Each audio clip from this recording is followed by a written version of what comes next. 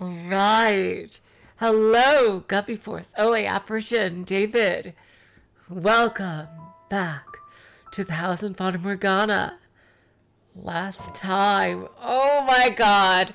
We are in the end game. Oh, Michel and Giselle finally sorted everything out. Hello, my Marco J. And of course, Morgana couldn't have that, so she freaking kidnapped Giselle. And it's time to get her back. But, as is the usual, you know, this is a video game, so we're going to have to find 3 keys and fight 3 bosses for them. And the painting was our friend, talking about to get them in order. So that's what we're going to do. I'm pretty sure you'll get a bad ending if you don't. Mell is going to be first on the docket because, you know, he's also the weakest. Like, if it comes to a fight, I'm sure Mel will be very easy to get the key from. But the other 2 are going to be a lot harder in that regard. Okay, let's get back into it.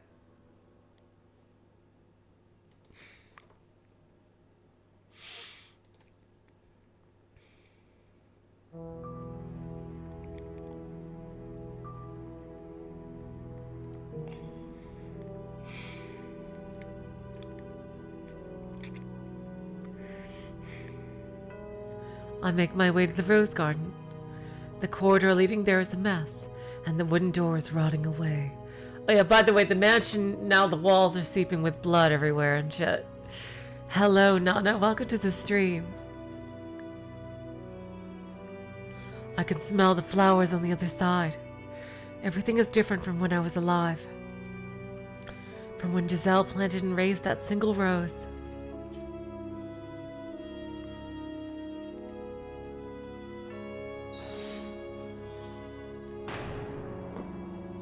A scene from the past spreads out before me. The field of once proudly flourishing roses is now withered and grey. Knowing how beautiful it had once been only makes it that much more dispiriting. A bitter breeze brushes past me. Solitude hangs over the garden like thick fog, eating away at me. I'm guessing this is Mel, and damn it, the volume is loud. At least for me. I don't know if it is for you guys. I'm assuming this is Mel here. This isn't what I wanted. Someone, get me out of here. Oh God, tell me that I'm not the bad one here. A young man's shadow stands off to the side, muttering listlessly to himself. I recognize his voice. Do you have the key? The boy and I have never met, but I feel like I know him quite well, like we have been acquainted for many years. I know how polite and mild-mannered he is. I know how kind and how vulnerable, how human his heart is. He's not a bad guy. However, very little of that boy seems to remain. This isn't what I wanted. Oh God. Please, answer me. Someone, get me out of here. Tell me that I'm not the bad one here. Answer me, Mel Rhodes! I know that it's you. Huh? As soon as I say the shadow's name, it turns to face me. I still can't make out much detail, but he seems slightly less tenuous now. Who are you? How do you know my name? My name is Michel. I once lived here in this mansion. Michel? I know that name. No, it's the boy version of the name with no L-E at the end. God. Oh, I'm going to have to do this for every door, aren't I? Oh, hell.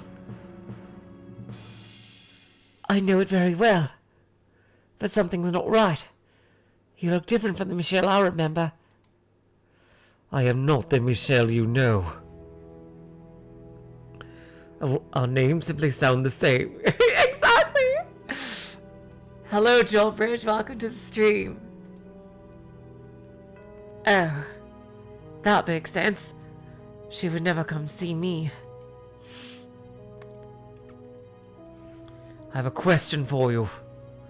Do you have the key to the observation tower? I do.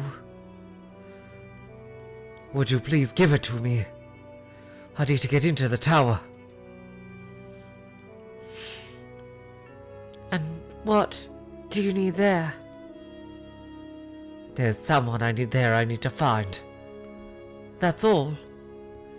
It may not sound like much to you, but it means a great deal to me. You're not one of her prisoners, then? No. I came here of my own will. To find this person? Exactly. Then maybe you could help me. Help you how? Set me free. Convince her to release me from this place. I'm begging you. The anguish emanating from the boy's shadow is so thick that it causes me to recoil. There's a thread of dark desperation in his voice. Has he been imprisoned here for hundreds of years like Giselle?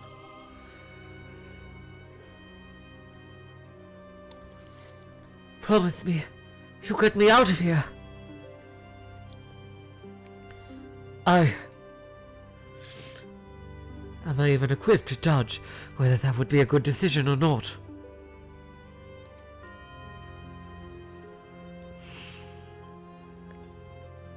All I know of him is his time in the mansion during the era of roses. I know nothing else of his life. I don't even know if I would be capable of keeping such a promise. Do I have the strength to save anyone other than her? Do you absolutely need the key? Hello, Lambda Delta. Welcome to the stream. You won't agree to help me without it, will you? What? I dropped it. Over there. Huh? The boy's pointing to a thick bramble of roses.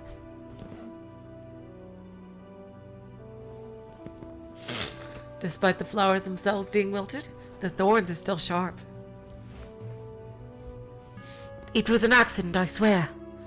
But I didn't want to scratch up my arm, so I left it there. It's not my fault there are so many thorns.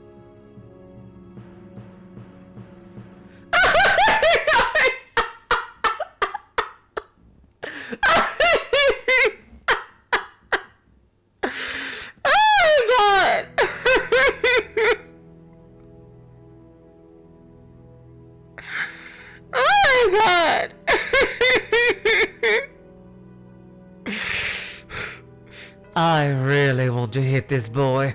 Oh my god, Michelle, you are so fucking hilarious. I really love his, dry sense of humor. It's funny as hell. Why couldn't you have just said so? Because I thought if she didn't have the key, then that you wouldn't help me. There is only so much I can do, regardless of whether you have the key. I cannot promise you anything. Nor can I be the judge of you. I see. I do not have enough information to make such a decision. Cheap promises and superficial kindness will only serve to destroy the both of us. Now, if you'll excuse me, I'm going to retrieve that key.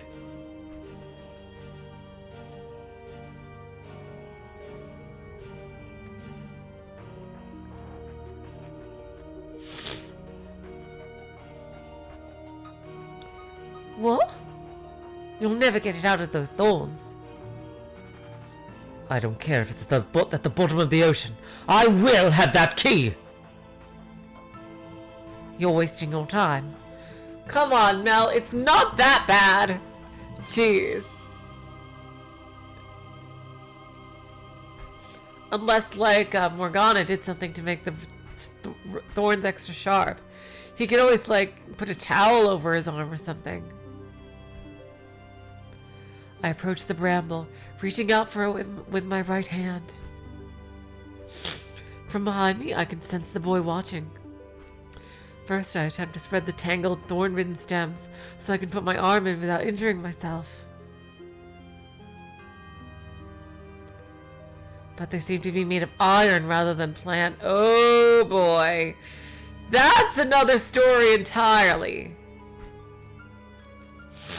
And my efforts prove mostly fruitless.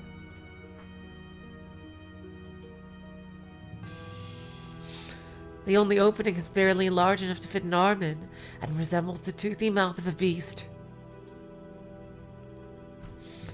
Looking around the garden, I can't find anything that looks remotely useful. I guess my only option is reaching in. That's not going to stop me. I lean down, inserting my right arm into the thorny cavern. Immediately, they begin ripping at my sleeve and gashing at my flesh. Blood spills down my arm. I'm long since dead, no longer human, but the pain is still agonizing, still very much real. Giselle, she doesn't bleed. She doesn't feel pain. Am I not the same as her then? Interesting. That doesn't matter right now. Focus on getting the damn key.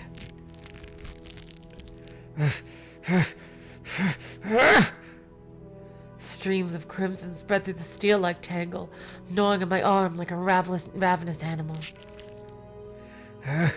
Where the hell is the key? The thorny stems are twisted and layered so thick, I can't see inside at all. As I dig around blindly, I start losing feeling in my arm. It's an endless deluge of pain. Hey, cut it out. You're going to lose your arm. The key isn't even in there, is it? I wonder, is that something Mell just said? And he's trying to test him. I wonder if Mell actually has the key. I wonder. It's just a theory. If Mell is being a bit of an ass. I will not stop until I have the key. Don't ask me for help. I wasn't even considering it. I collect what remains of my gradually fading sensation and focus it into my fingers, praying even one of them will brush against the key.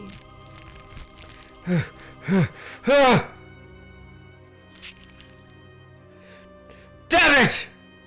But as much as I search, as much as I dig, I find nothing so much as resembling a key. I bet Mell has the key. Which means it must be deeper than I can reach my arm. Even so, I cannot give up.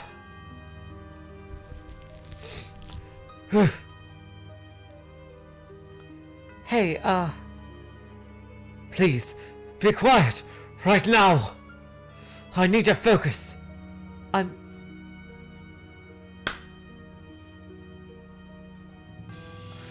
Oh! Got it! I knew it, you little brat! I fucking knew it! Oh my god. Michel, can you give him a freaking deck him in the face? Seriously. Just deck him in the face. Oh my god. Oh my god! I'm sorry. I do have the key, actually.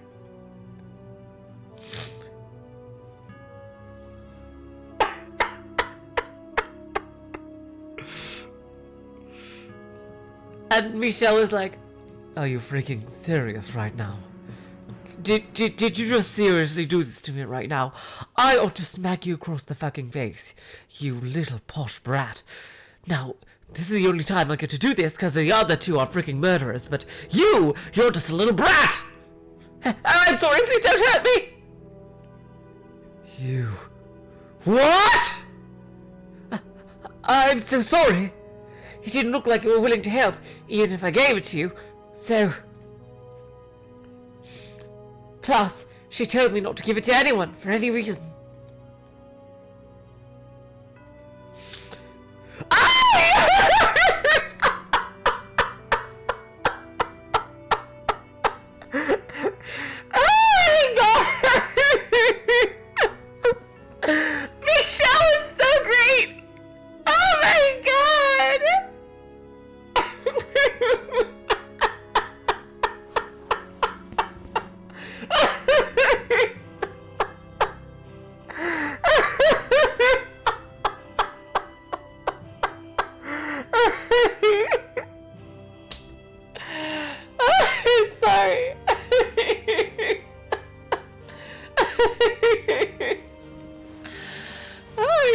Hold still so I can beat you!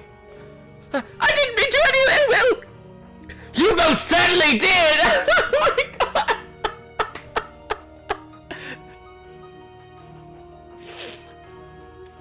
god! I'll give you the key. Say, please, have mercy! Please, have mercy! Trembling in fear, the boy's shadow sticks out a hand, holding a key. That was great! That was great! The arm I used to dig through the thorns is so bloody and gashed. I can barely look at it, but it does still function, thank God.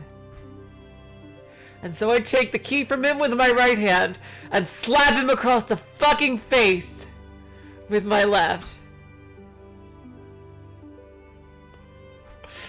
Oh my God.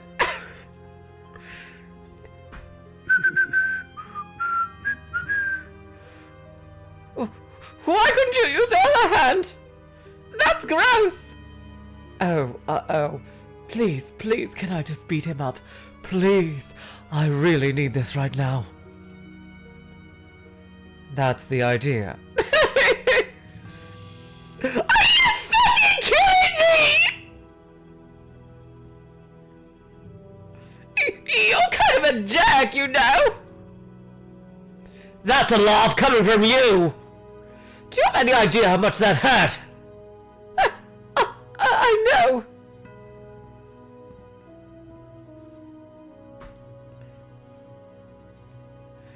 I'm sorry, really. But hey, you're alive, so no big deal, right? But wait, can you actually say either of us are alive?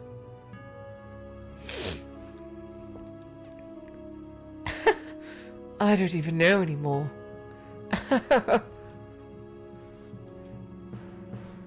I do appreciate you giving me the key, though. Seeing as it seemed to be rather important to you, too.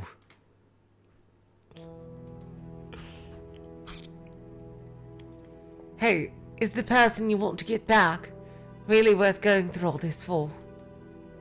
She is. She's the one person who ever loved me. And she's waiting for me. I see. You know, I had someone that meant a lot to me too. My sister. Oh my god! Savage Michel! Oh my god! Oh my god! Oh my god! Michel is on fire! Did I just start playing Miles Edgeworth Investigations? But like, my god! Oh my god! You are on fire, Michel! Oh my god!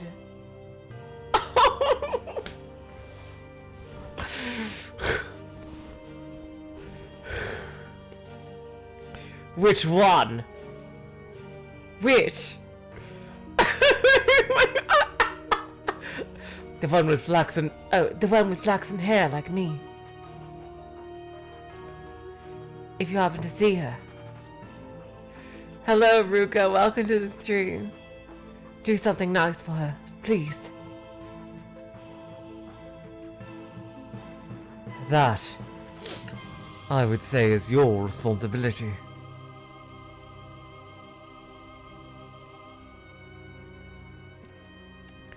Yeah, you're right. But I'll keep it in mind. Thanks. In the tale I witnessed, the boy pushed his sister away. For an understandable reason, admittedly. Yeah, seriously. She was being a fucking psycho. But now he seems to bear no grudge for her. Did something else happen between them? Even if it did, I don't have time to ask about it. I'll be on my way. All right. Take care. There are 2 more keys. Watch out, though. They're not the most friendly people. And they'll probably be even more enraged locked up like this. I appreciate the warning. If only someone like you had shown up sooner and taken the keys from us. Goodbye. After bidding me farewell, the boy's phantom dissipates into the shadows of the rose garden. I wonder if he's gone back to mindlessly muttering his regrets. I should get going. Okay, time for the cellar. Good. Okay. Now! How the fuck are we gonna defeat fucking Yukimasa, who was literally able to kill an entire village's worth of people on his own? How the fuck can we beat this guy?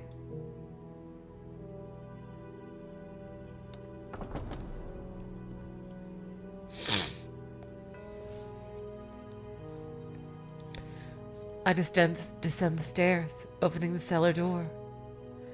The first time I visited this room,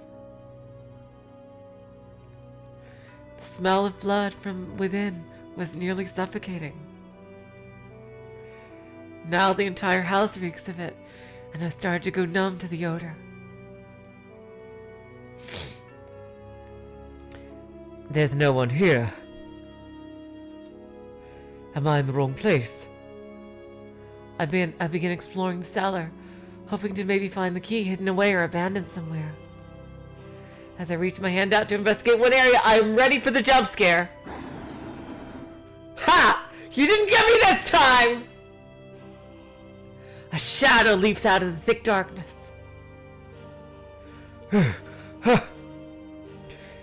It's so swift that I have no time to react. My body freezes in place. A shadow stands before me that I can barely make out because it's so dark, holding the tip of a blade mere inches from my face. A key. You have a key. I do, yes. Cold sweat trickles down my back. My voice is shaking, and there's no hiding it. The shade appears to be glaring at me, though I cannot make out its face. After a few seconds, it withdraws its blade. Let me see it. The boy's key. Did he give it to you? In the rose garden, yes. Are you two acquaintances? How could that be, though? You were from a completely different era and country. Who are you?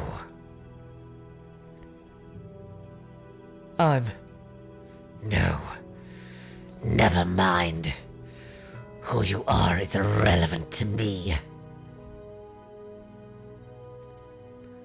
Are you human now?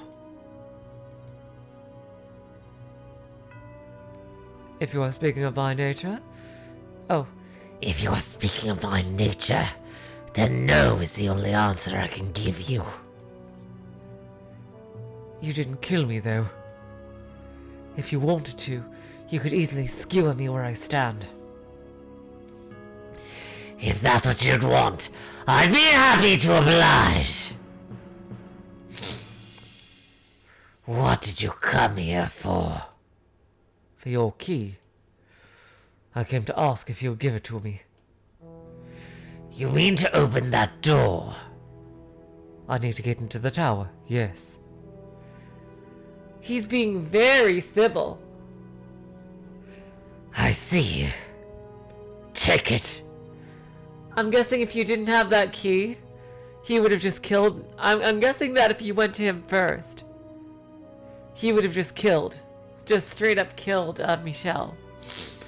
Take it. That was a lot easier than I thought it would be. There's no way it's this easy. Holy shit, it's this easy.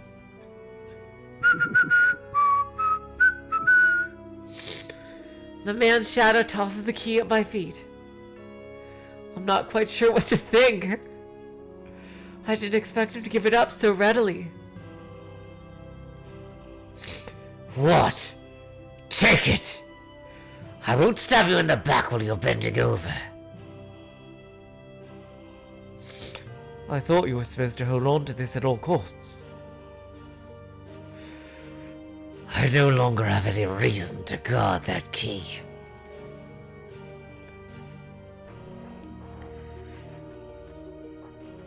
In the past, I might have severed your head from your shoulders the moment you mentioned it, though. Yeah, this was a lot easier than I thought it would be. What point in the past?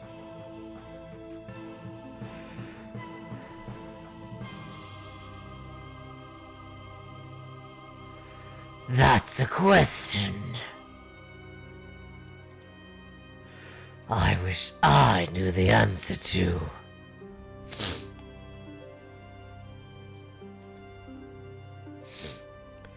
Yeah, seriously, David Lohman. Jacopo is gonna see that second key. He assumes that you kicked Bestia's ass. And, like... Yeah. Marco J, that feel when you got more... That feel when you got more injured getting Mell's key than Yukimasa's key. Hey. Do you know why I'm here? Where this place is, when it is, why I can't get out of here, what's happened to me? Tell me! I have no idea what's going on. Not a single goddamned idea.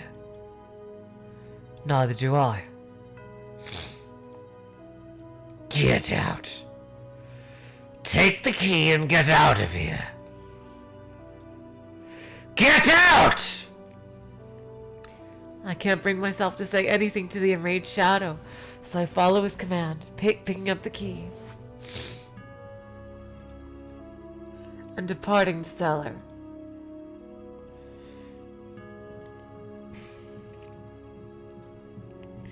That was way too easy! I thought I was dead for a second. This makes two, though.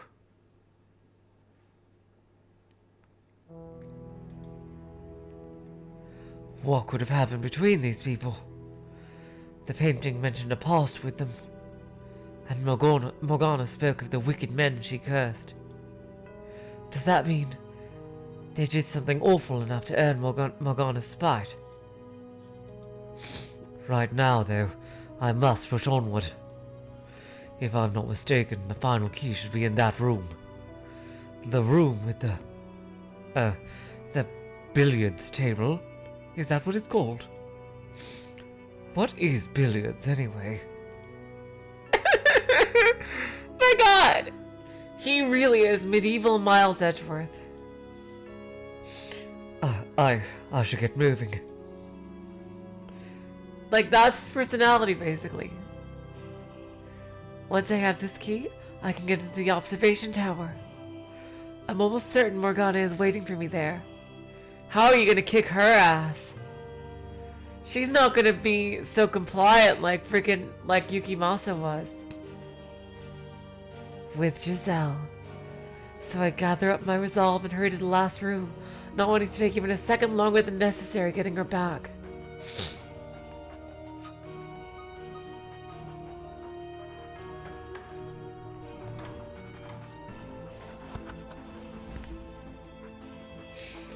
I could hardly believe my eyes when I stepped into the den. In the middle of the room is a large rectangular table. Several balls roll across its surface, and perched on one corner, looking down at the floor, is her.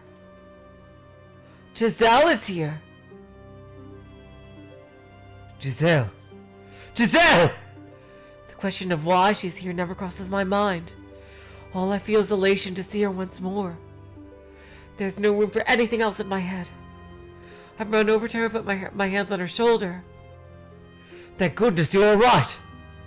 And turn her toward me.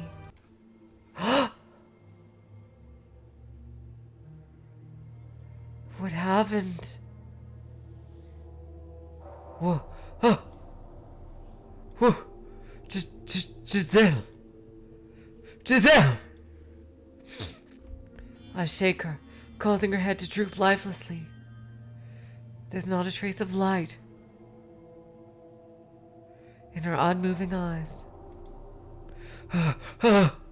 Why? Giselle, why? Say something! Giselle, say something! Say anything, please! This can't be! You can't be! You can't be! My mind goes blank. What is going on here? I can't catch my breath. The world is hazy. Why? Why is Giselle? Why did I have to find her like this? Why? I swore I would do anything. I swore I would never lose you again. No. This can't be! A thought crosses my dazed, despair-wrought mind. It's probably nothing more than vain hope, but... Not a drop of blood spilled from my breast. That's right. She doesn't bleed. Oh, okay, so that's not her blood. So this can't be her. This isn't her. Or maybe Morgana has the power to alter Giselle's very nature. Kill her with the flick of her wrist. No. Well, he does know that she can alter Giselle's nature. She turned her from mortal into immortal, basically. No, I don't even want to think about it. There's no hope to be found down that path. All I can do is pray. Beg for her to still be alive. Or if alive isn't the right word, herself. My prayers bring me back to reality. Which is when I realize... There's something hard pressed against the back of my head. Yup, it's a gun, I bet. I hear a harsh metallic clink. Oh no. What? Ah! Ah! A piercing... Oh no! What the fuck is going on? A piercing bang rips through the air as I drop to the hard floor. My ears are ringing painfully. Through the cloud of smoke and confusion, I see a man's silhouette. Huh. Missed. Oh, thank God. It takes several moments for me to recognize the object in his hand as a gun. Not only because it's draped in shadow, but because you don't really know what guns are. Exactly, but because I've never seen one with my own eyes.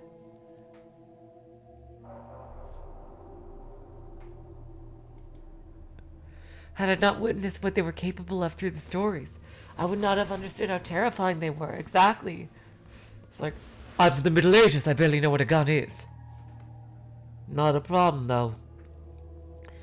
I'll finish you with the next one. No, you hold still, boy. Start running around like a rat, and I can't guarantee you a painless death. Wait, hold on a second! What are you trying to kill me for? Because you make too much goddamn noise. That's why. Now this is kind of what I more expected. I bet that if you got the keys in any other order, Yukimasa would have killed you on the spot.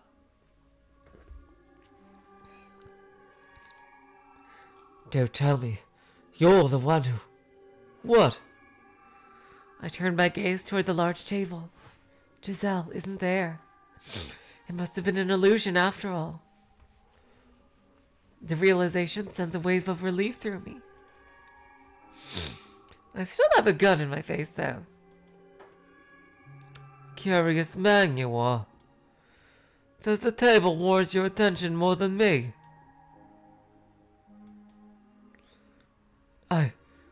I have a request. Could you give me the key in your possession?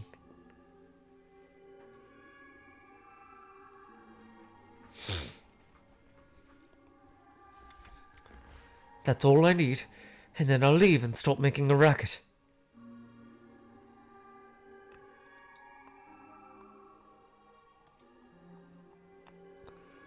I'm not sure you understand your predicament, boy. Because if you think you're in any position to be asking favors, you're dumber than you look! Ha! First off, I don't even know what key you're talking about. I don't believe that. The other two had keys. You telling me they gave you their keys?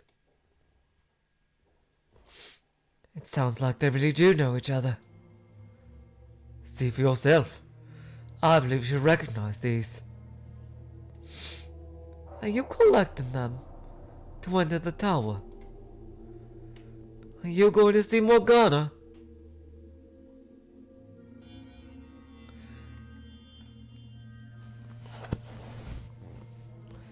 There seems to be a hint of tension in the man's voice. Though I can't see his face, I can sense the waves forming within him. I brace myself for either rejection or hot lead. But the apparition gives me neither. Take me with you! Oh my god, we're gonna get some backup! Are we gonna get a party? Come on, let's all form a party!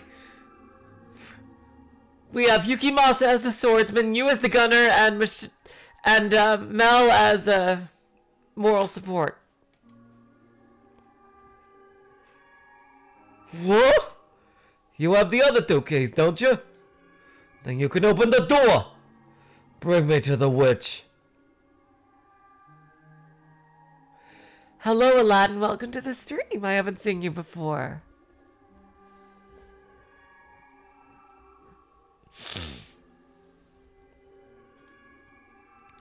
Wait. Slow down. What are you planning to do when you see her? What do you think? She has to... She... has... to...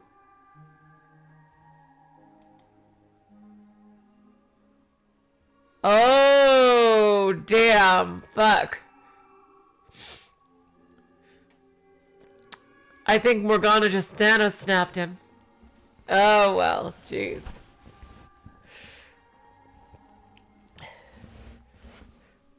He's gone. She has to... what? I'm guessing he was gonna say she has to die or something. What was he trying to say?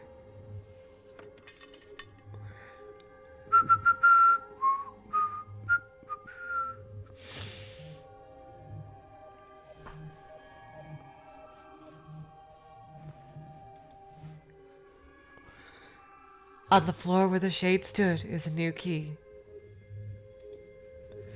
Curious though I am about his last words, This makes 3. I have all the keys now. Oh my god! Oh my god! It's like, I gotta read that comment, David Lumen. Oh my god! Boss music plays and Morgana's second health bar appears. And then Mell is like, well, this is a bit of a sticky wicket. Oh my god! Thank you for that, David Lumen. I have all the keys now. Are you trying to rile me up, Morgana? Are you enjoying yourself up there, showing me these phantoms and watching me squirm?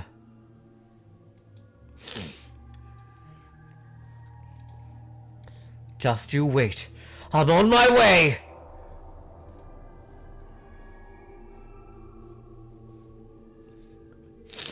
I gave the room a brief once over before making my way back to the chapel.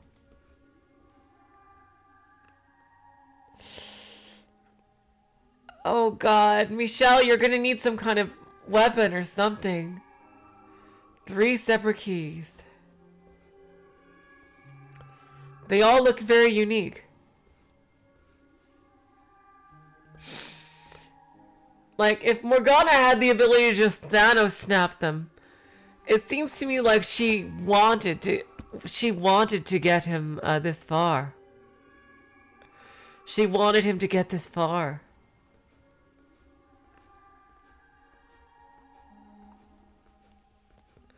The keys fit perfectly in the openings on the lock, and when I insert the last one, it clicks open. Oh, thanks, Jolbridge. A lot of people tell me that. Oh, that is so sweet of you, Jolbridge. Yeah, a lot of people say that. Thank you for that, though. That is very sweet.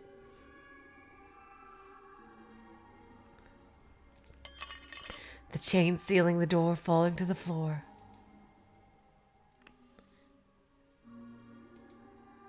They're waiting beyond this door, at the top of the stairs.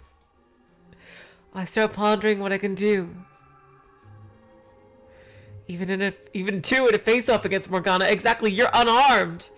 Which sends a nervous shudder down my spine.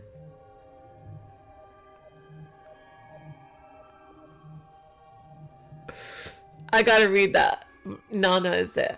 Mell winds enemies to death. Yukimasa slices and dices, and Jacopo has terrible aim with his gun. Michel is the tactician. Yep. He's like Robin. What is he even gonna do? Exactly. Michel, I think you need to go back for some kind of weapons or something. I'm not going to back down regardless, but she is a witch, and I'm a mere human. Formerly human. I'm not a master swordsman, nor do I wield a gun. I have nothing at all with which to fight her. I still have to confront the witch, though, no matter what.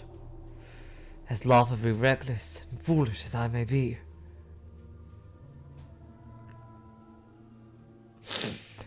Yeah, Giselle is immortal, so she would be a pretty good resource in the fight.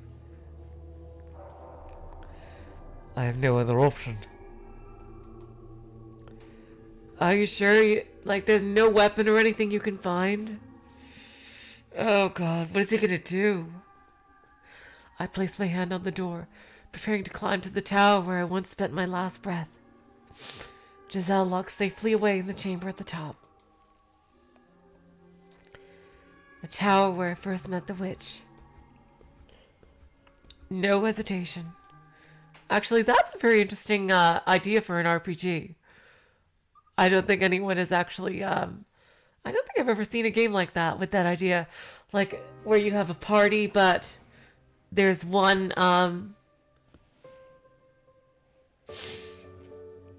Oh, wow, this music. It really does sound like we're in a hallway before the final boss with this music. But, like, imagine an RPG where you have one party member that can't die. But, obviously, if everyone else dies, you know, you still lose.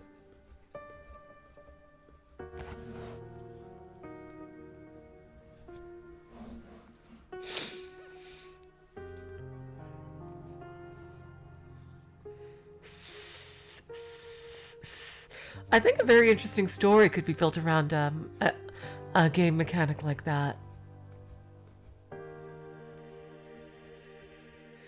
The sound of blood streaming down the stairs echoes off the stone walls. Oh, that's what Lost Odyssey is? Interesting, Joel. I never played that game.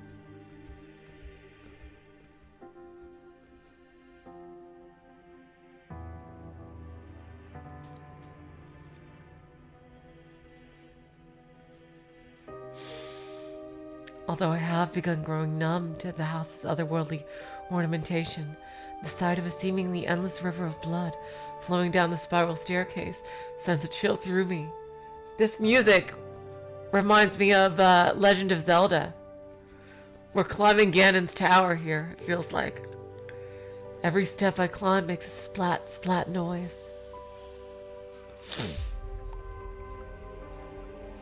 When I reach a window, I look out to see a churning reddish-black fog.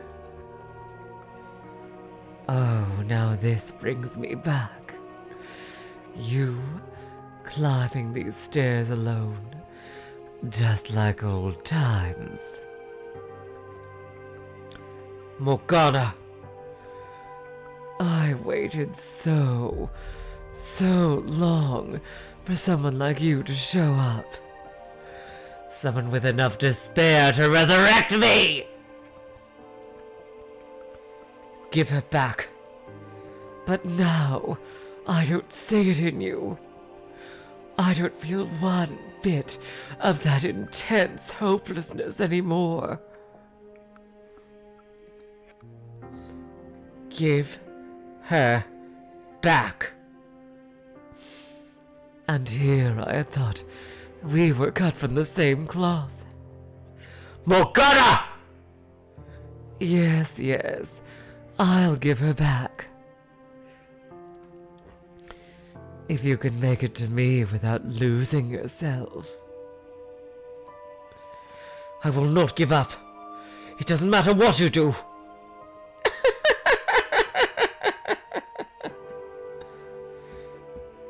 Looking up, I can't see how far the stairs extend. It's just a gaping blackness, so I have no way of knowing for sure whether I'm getting any closer. Around and around, around and around, around and around. Beneath me, the blood river traces the same path in reverse. I start to wonder if the staircase even does end. Did you collect 70 stars, Michel? If I'm not just eternally retracing my own steps. Is he gonna have to climb the stairs for like 1,000 years or some shit? But I continue climbing regardless. It's all I can do. Put one foot in front of the other and hope I make it to the top. Morgana.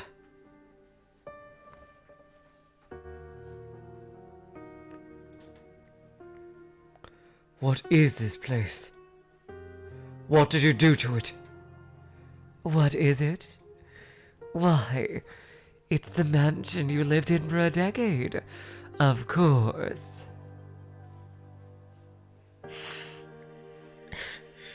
Interesting, Nana. Nelly, the villager mobs, and Maria are the final bosses in the Three Doors. I guess so.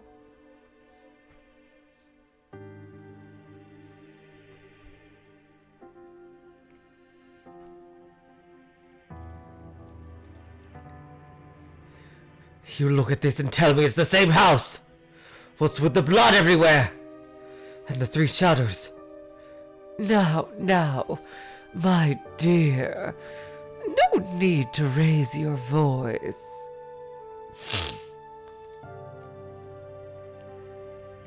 And you're being impolite.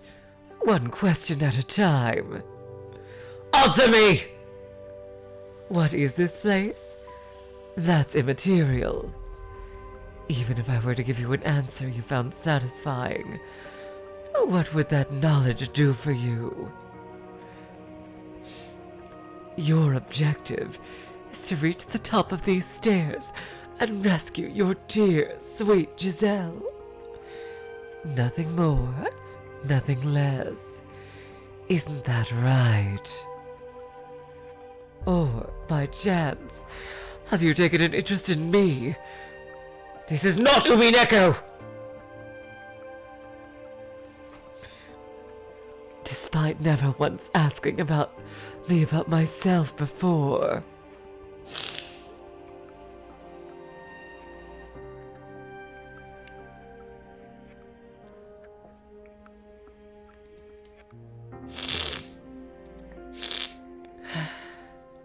My gut tells me that without knowing what this place is, without even the briefest glimpse at its nature, I won't be able to safely get her back. Without knowing what I'm up against, I don't stand a chance.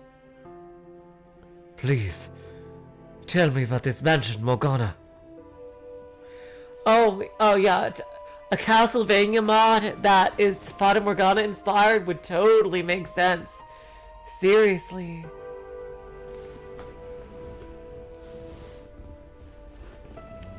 Like, seriously, this would totally make sense. Like, it would, the art style is basically, for the sprites anyway, is basically Castlevania. Oh yeah, it's more of an RPG, it would be, but yeah. About yourself. What are you, Morgana? A witch. No, that's not what I'm asking. Why do you have the powers you do? What are you? Yes, I get it. Humans feel the need to attach names to things and phenomena they don't understand. I understand that feeling very well. Which is why I'm sure you'll be rather disappointed when I reveal the truth.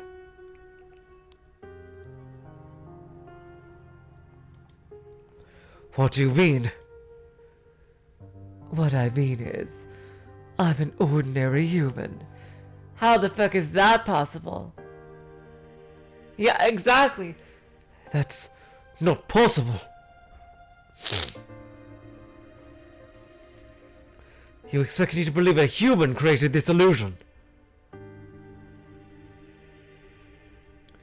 Then are you saying that I'm a magician or a wizard, like you might see in a fairy tale?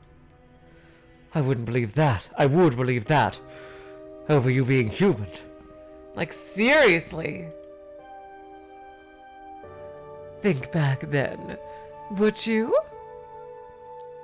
Recall our time together. Did I ever once use magic? Did I have controlled fire or wind? Did I create illusions? No, I did none of that. Because I could not. Yeah, you're speaking as a disembodied voice in his head. That which is something a human could not do. That's magic.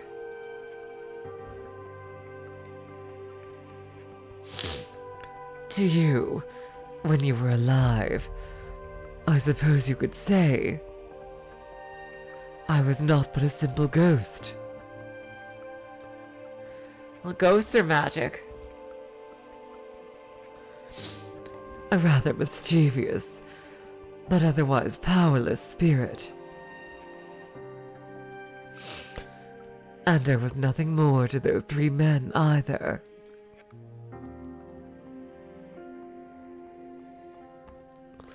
Exactly, she made Giselle immortal. Joel, that's true.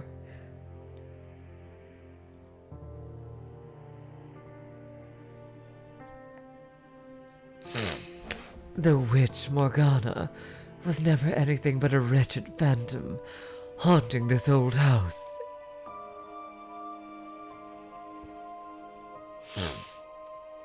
But then, how do you explain this? Michel, my dear, We're not the same beings we once were. We're different than we were in the realm of light, the era of the living.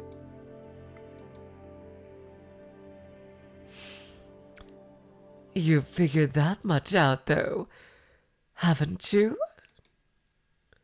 That you're already dead. Nani? Yes. I know. I couldn't possibly be alive. Yet you still view this world through the lens of the living. You make no effort to see it as the land of the dead. Tell me, why would you think that the realm of the living and dead are the same?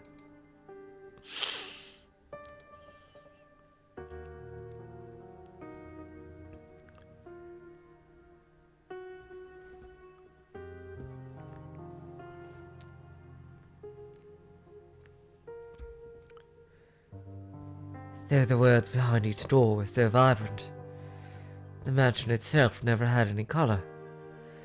They were the memories of the past, of the land of the living, of times forever lost to us.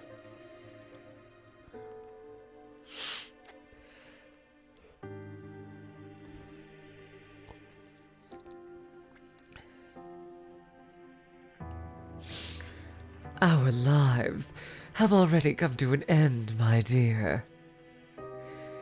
Every last soul within these walls is dead.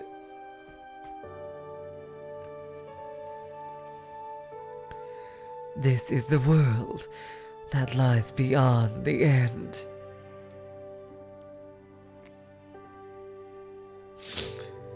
It is my world. This is the afterlife. Why get caught up in the minutiae? None of us have a future. So what reason is there for you to desperately obsess over taking Giselle back? Just like you, she's long since dead. She's a walking corpse. It's nothing I didn't already know, but hearing her say it is like a kick to the gut. Well, Michel, you're a ghost too, so I mean, I think that's better for you. You can be ghosts together, you know? Exactly. Dead or alive, she still lives on within this house, and my spirit found its way back too. Why then should I not want to wish for her to have a future, no matter what form it may take?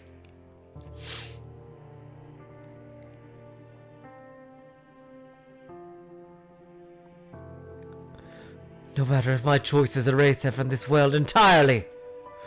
Having seen what lies beyond the door in her heart, what happened in all those hundreds of years, I could never let her remain here with you, trapped in this world bereft of light, drifting aimlessly for all eternity.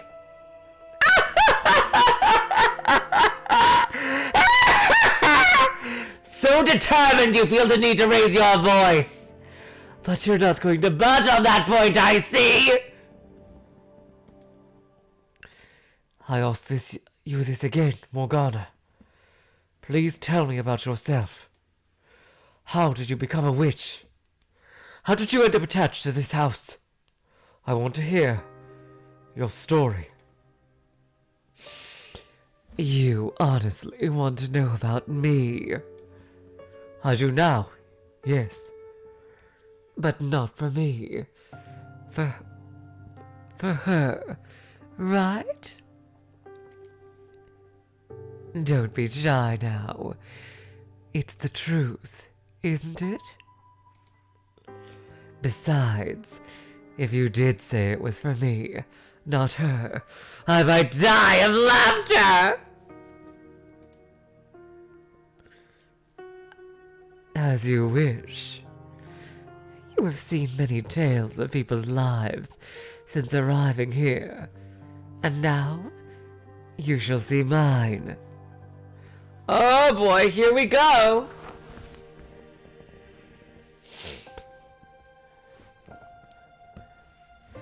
Though I ask you this, will you writhe in despair with me? Will you endure maddening agony for me? Will you know pain enough to make you howl? Will you face despair again and again and again? As I said before, if that is what you want from me, let me tell you something, though, my dear. It will not be as easy to watch as you imagine. Now that you've reclaimed yourself, you will be able to feel all my pain as if it were your own, to resonate with it. Resonate with it? You no longer have your little guardian with you either. My guardian. She was always protecting me.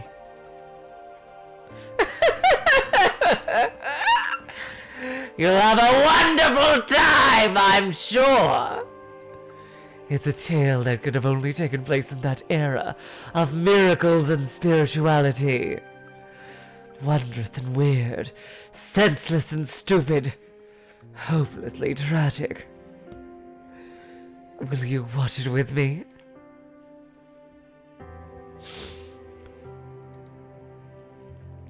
As soon as the final word leaves her mouth, I'm engulfed in darkness.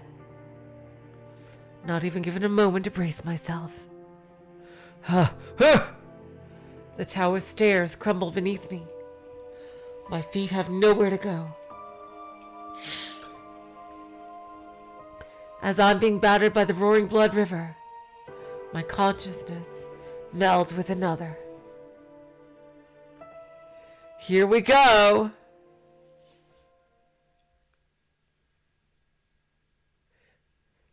The eighth, I carry within me the child of God. That is where it all began.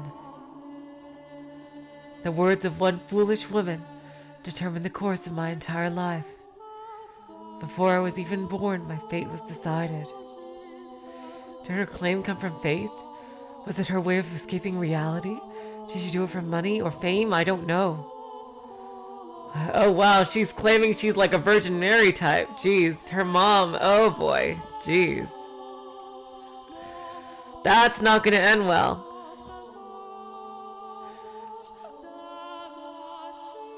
So, oh my god, so that probably means she was like the focus of a cult that thought she was like the second coming of Christ or something. Jeez.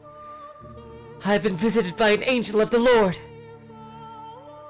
The village where she lived had suffered from years of poor harvest. It had been months since the last rain, and all the villagers prayed desperately to be blessed with succor. I am with child, though I have known no man. So proclaimed the pregnant woman in the midst of the drought. And on the day of my birth, the very moment I let out my first cry, heavy rain fell down upon the village. That storm quenched the parched earth, nourishing the crops and saving the village. The villagers were astounded, for they had thought the drought would never end. As plump drops of rain poured down upon the village, they gathered around newborn me in exultation. Yeah, this is not going to end well. She's the child of God!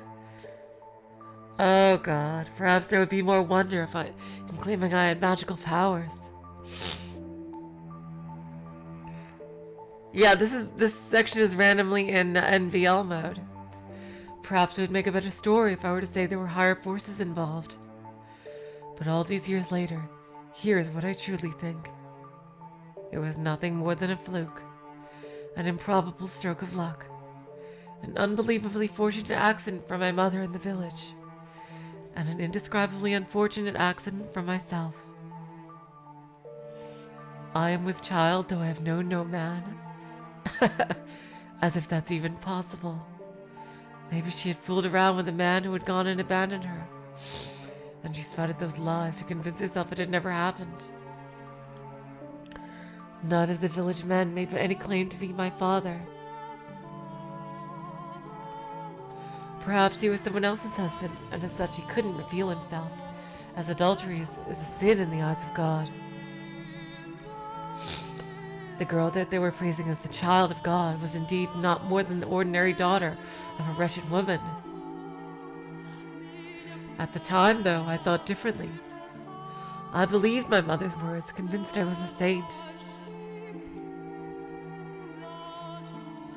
And it gave me a sense of duty, of purpose, rather than superiority. As the daughter of God, I believed it was my responsibility to help anyone in need. She used to be a good person. Oh, God. So every day I prayed. I asked my father what I could do, what I was meant to do.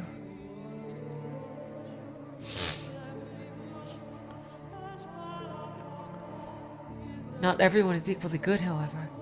There will always be someone who lends their ear to the devil's whispers. One man claimed I was the daughter of a charlatan. He shouted for all to hear, "If you really are the child of God, then perform a miracle for us." Could he have been any more unreasonable? Miracles are neither magic nor parlor tricks.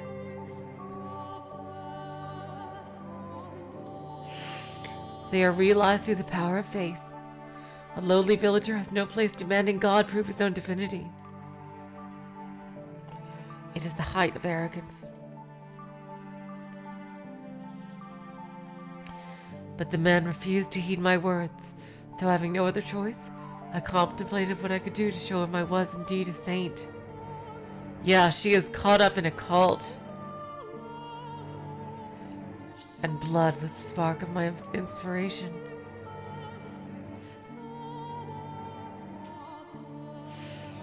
Michel, the time when I lived and the time when you lived were not so different. Our views and beliefs about the world are very much the same. So you should understand that in our time, blood was seen as unclean. It was a dreadful thing, ridden with diseases, which is why we drained the blood from animals and purified the flesh before consuming it. Oh wow, jeez. But being a saint, my blood would have been different. Like the blood of the saints who came before me, mine would be blessed. I believed her to be able to cleanse people's impurities. For my demonstration, I chose an elderly woman afflicted with a terrible disease. She was on her deathbed, and no one thought she would live for longer than another day or two. The woman was overjoyed when I came to visit her. Sincerely believing me to be a holy servant of the Lord, she gathered all the strength she could muster to climb from her bed and kiss my feet. I felt an intensely deep love for this woman.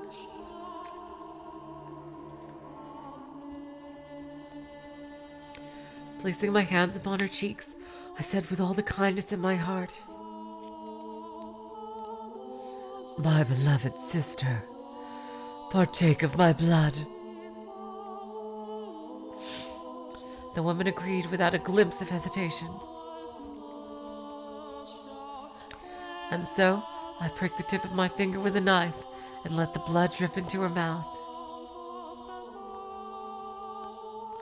Within 3 days, her health had improved enough for her to get out of bed unassisted.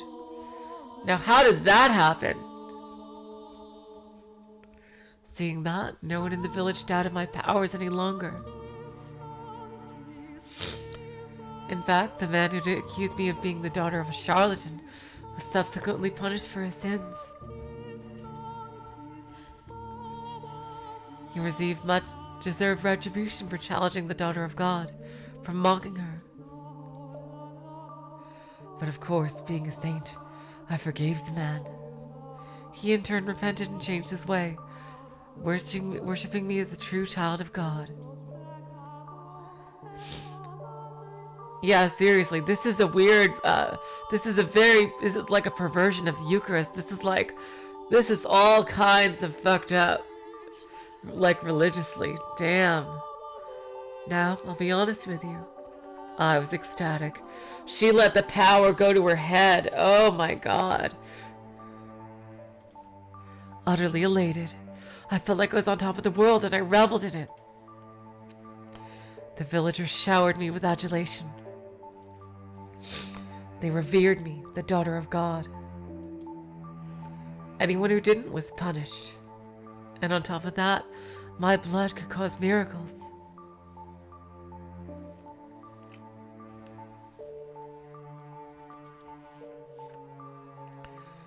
Tell me, do you look down on me for feeling the way I did?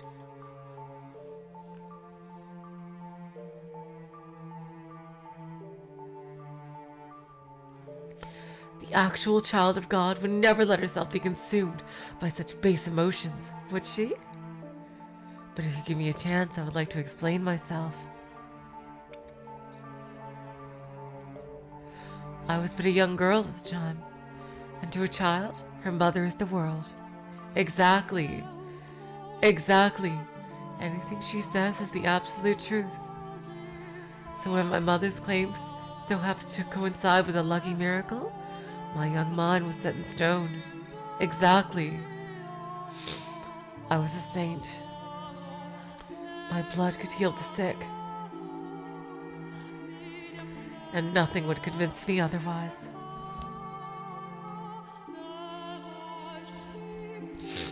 After all, I was but a girl of 6 years old. 6! 6 years old! With all this pressure put on her. Yeah, I think the 4th century would make sense. Yeah, when Gnostic, yeah, like for Gnostic cults like this. Yeah. Yeah. Okay, you guys, I will be right back. I just have to go to the bathroom. I will be right back.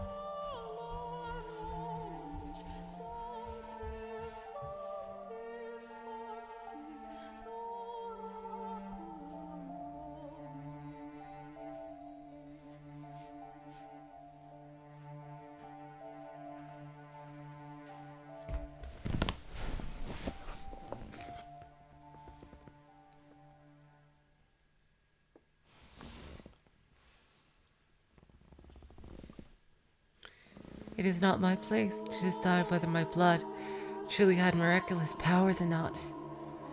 If you think it did, then it did. And if you think it was all happenstance, then so it was. Miracles are brought about by faith. So the elderly woman who was healed was done so by the power of her own belief. Baseless hope and desire can, at times, make the otherwise impossible reality. You understand just how major a role religion played in our time, don't you, Michel? Especially as someone whose life was taken from him in the name of God. And you understand how powerful word of mouth can be as well, don't you? It didn't take long for word of the miracle-performing child of God to spread. Travelers from faraway lands came to our village, all in search of aid. Driven by a mixture of elation and duty, I gave my blessings unto every pilgrim who sought them. I gave them my blood, yes. My young hands were perpetually covered in wounds. Oh my God! Running out of skin on my fingers, I cut the back of my hands, my palms, my wrists. Oh my God! Before long, they had turned into swollen, carved up, black and red horrors, and so I kept them wrapped in cloth at all times. My God!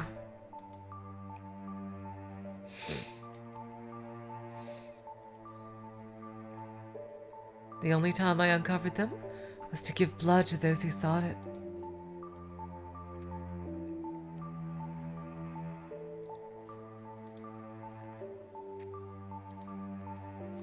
My lacerated hands were, in no uncertain terms, gruesome and unsightly.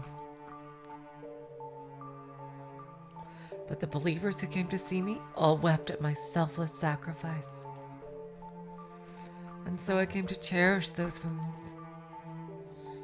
There were some for whom no miracle took place, but whenever that would happen, the villagers would come out and say, "The daughter of God is not to blame, you simply lack sufficient faith." Thus, such incidents had no negative effect on my reputation as a saint. Oh, God. For 3 years, I continued doling out blessings.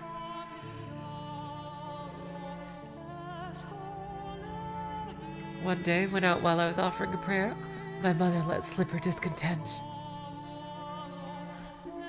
"Why must you hand out miracles for nothing? Why must you give strangers grace?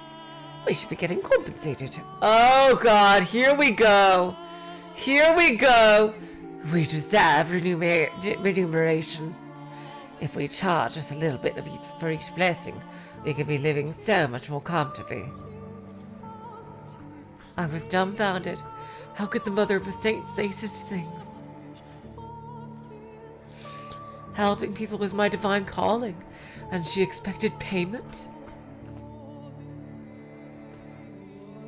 I nearly wept, hearing my mother preoccupied with such worldly desires. So I explained to her how important this work was.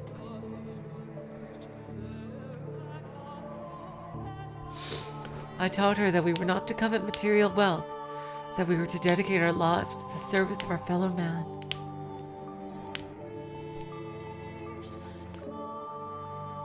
"You're right, my dear saint," she said, understanding. And I believed her. I fell asleep that night convinced she truly understood, and that there would be no more problems.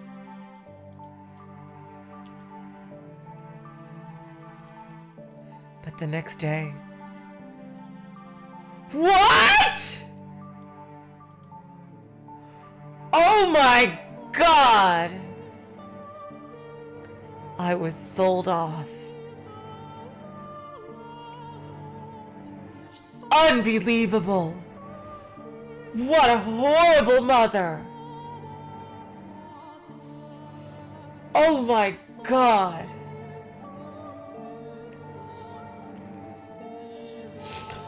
Men I had never seen before carried me by the arms and tossed me into a carriage. Confused and panicked, I stuck my head out, searching for my mother. Off in the shadow of the house, I saw her with a strange man, accepting a bag of coins. My God! What the actual fuck?!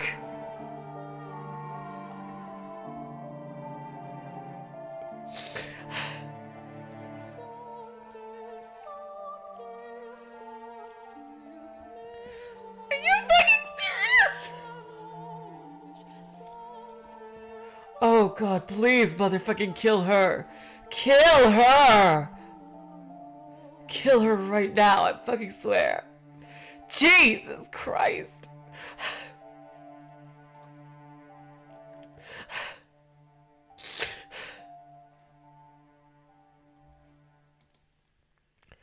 Oh my God.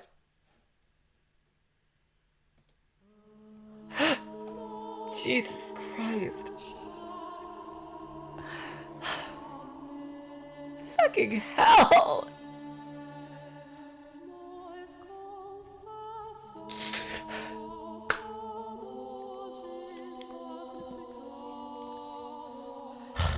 I...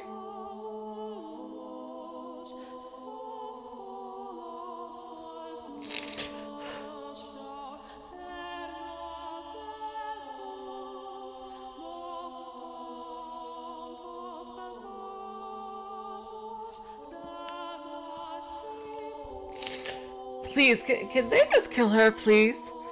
Can they kill her? I fucking swear.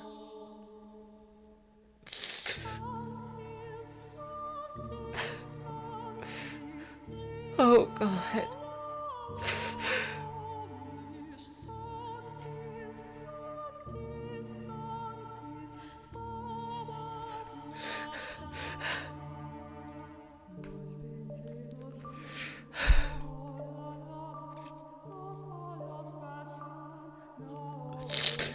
Oh God, I really hope someone just fucking murders that mom, please. Someone needs to murder her so badly. Oh God.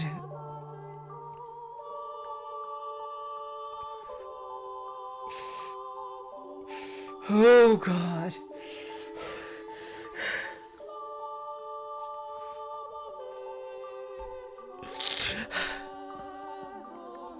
Sorry, someone needs to fucking murder her.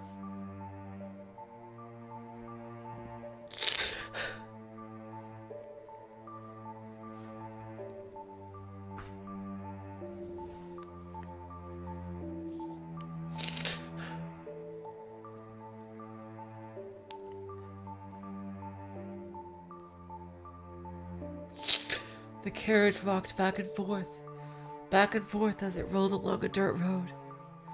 Shaking and bouncing within it, I struggled with overwhelming grief and despair. It was perhaps the first time in my life I'd felt such a powerful emotion. I didn't know what I felt so much despair over, though.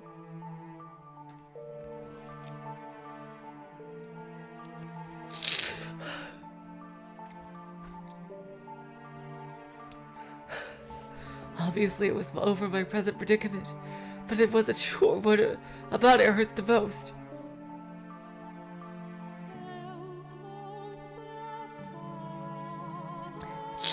Was it that I had been pawned off like a slave? Was it that my mother, the mother of a saint, had been blinded by money?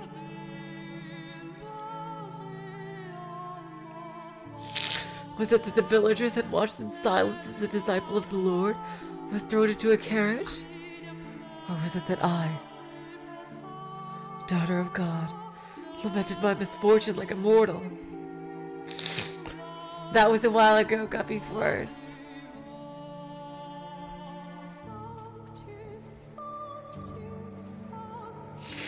I decided it was like a child.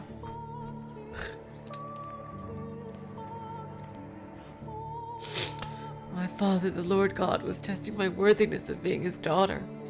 So I choked back my urge to cry and sat there in silent contemplation. For almost 3 weeks I was rocked around in the carriage. The coachman treated me well enough, but I'm certain it was only because he didn't want his precious cargo dying before he could deliver it. He did not by any means think me the child of God. Thank you, apparition. The third week, the carriage arrived at the city. It was much larger than the village I had grown up in, with many, many more people crowding the streets. Something about them felt different too. They all spoke in a tongue foreign to me.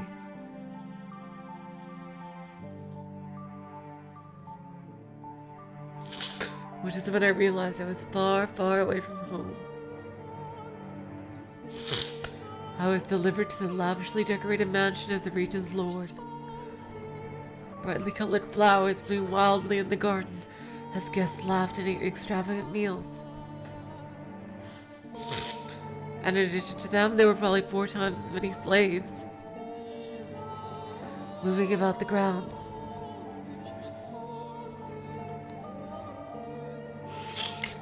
Getting a range of looks from everyone we passed, from smartly dressed men to scrawny, emaciated servants, I was led to the Lord's chambers.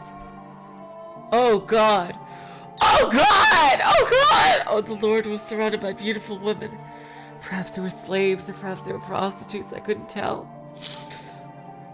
Oh my God! Among them were some girls hardly older than me. They all wore thin swathes of cloth, barely covering themselves at all.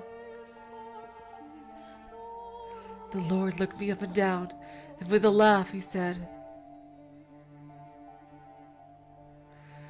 Welcome, daughter of God. You will be performing miracles for me now. Miracles are not something to be performed for one single person's benefit, I replied, shocked and furious he had just said something so utterly blasphemous. In response, he said, I bought you. You are my property. You have no right to an opinion. But I would not have any of it.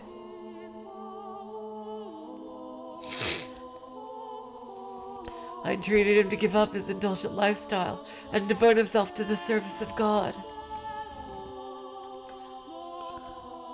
But the more I pleaded, the deeper the creases on his face grew. Thinking back on it now is hardly surprising. A 9-year-old girl was scolding the most powerful man in the region. I believed it was my duty, and that I was only doing what was right, but he surely saw it as incredible arrogance.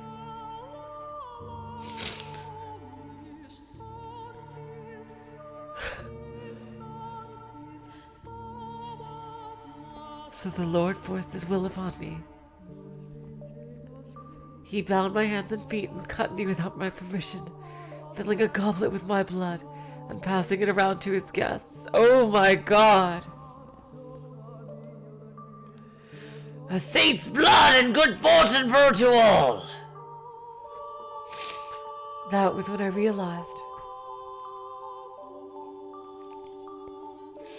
the Lord was only interested in the approval of others. He reveled in their envy as he pranced about, showing off his curious new toy, me. He didn't need my miracles. Neither he nor any of his guests were afflicted with disease or misfortune. They were all richly blessed. Every time he threw a banquet, he drained me of my blood. Oh my God! It became nearly impossible to find a spot on either of my arms that wasn't a swollen reddish-black gash.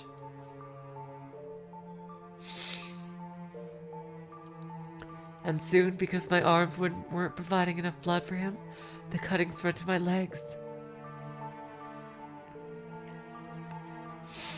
I lived in a haze of half-consciousness. Honestly, I'm amazed it didn't kill me, though perhaps the Lord was simply taking care not to take more blood than my body could spare.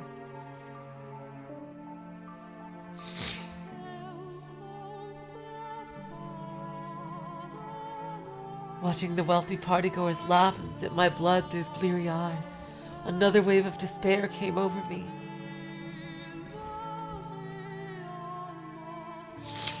My miracles, my blood, were not meant to be an appetizer at a feast. They were meant for the sick and poor. But despite my wishes, the Lord persisted to squeeze me dry day in and day out for his enjoyment.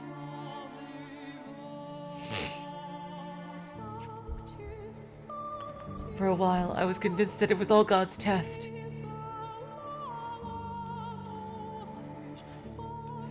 That it was part of his plan for me, his daughter.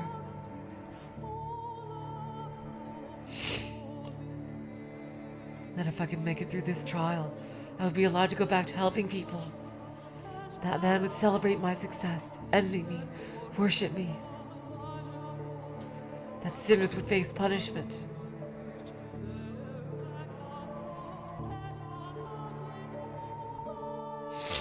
That divine retribution would be delivered unto all who had wronged me, a saint. With each passing day, my spirit grew more twisted.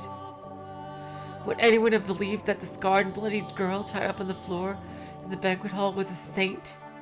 Unlikely. This was no charitable gathering, but an unholy Sabbath. Perhaps it was caused by my corrupted spirit. Perhaps it was my heart's way of crying for help. Or perhaps it was the devil giving me my witch's mark. But no matter what the cause, during one of the bloody banquets, I underwent a transformation. I was half-conscious, as usual, when one of the guests pointed at me and shouted something. His face went pale as if he were afraid, which I found quite curious.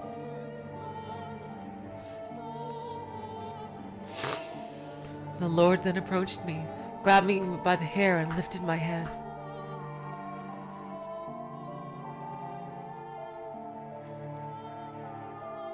He yelled something, but I was too far gone to be able to make out what he was saying. Suddenly I found myself released from my bonds, but my body had grown so weak from being tied up for so long. I didn't have the strength to hold myself up, and so I collapsed to the floor.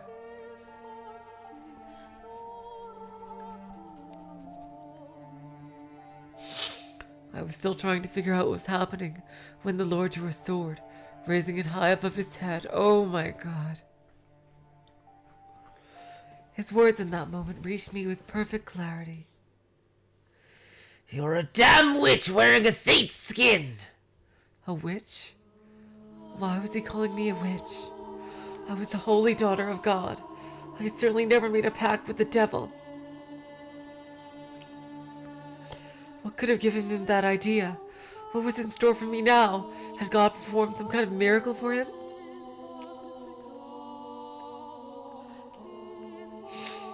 Dozens of thoughts and questions floated through my mind as death hung over me.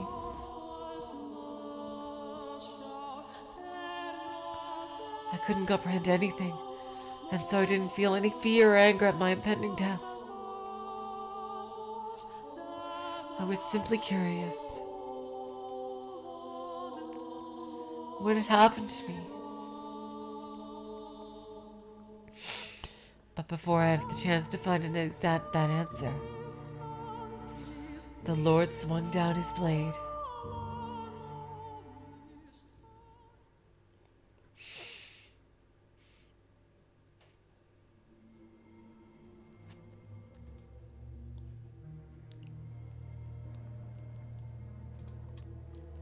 Without warning, without any time to prepare, the darkness drains away. What happened after that? I wonder. And a second later, I crashed into the stairs hard.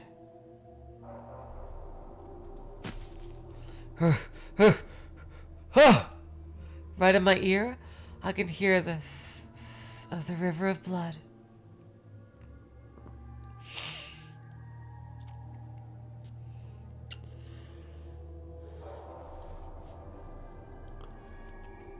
The world fades in and out of view, giving way to very real images of a past I never lived.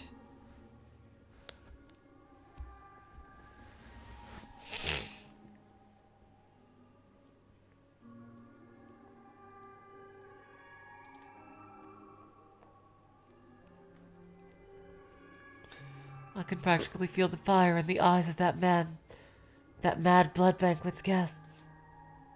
My vision distorts. I can't regain my focus. Whose blood is this streaming down the stairs? Is it hers? Is it mine? Who am I? A saint? A witch? Is what I'm seeing through a lens of clarity? Or madness? Wait, no, no. I am not her. I am Michel. No one else!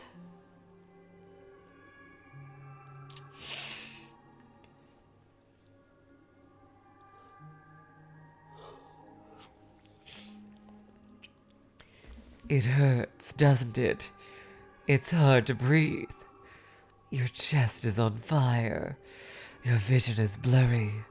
It's dark. It's lonely. It's scary. It's frustrating. It's disheartening. It's exasperating, isn't it? What you're feeling is exactly the pain I felt.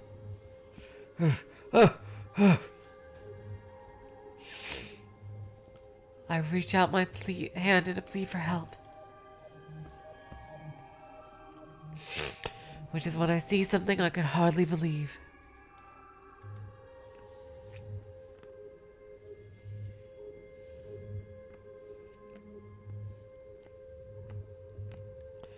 Both of my arms are covered in gashes, blood flowing from them without end.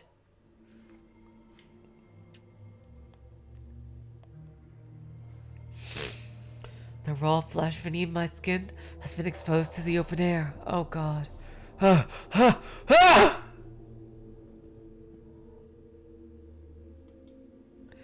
All I can bring myself to do is scream.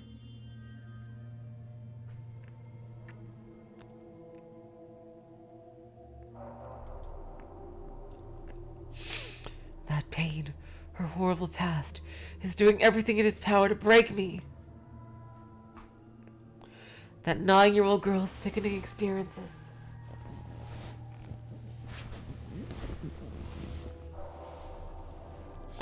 Are twisting and constricting and crushing me. Why? Why is this happening to you? Are you really that slow, my dear? You're empathizing with my pain.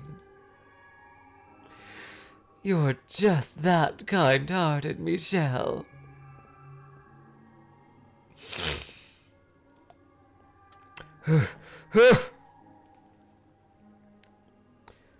You said you wouldn't give up, didn't you?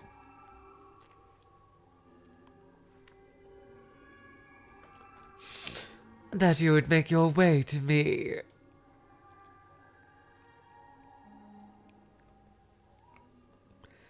Then surely this won't be enough to do you in.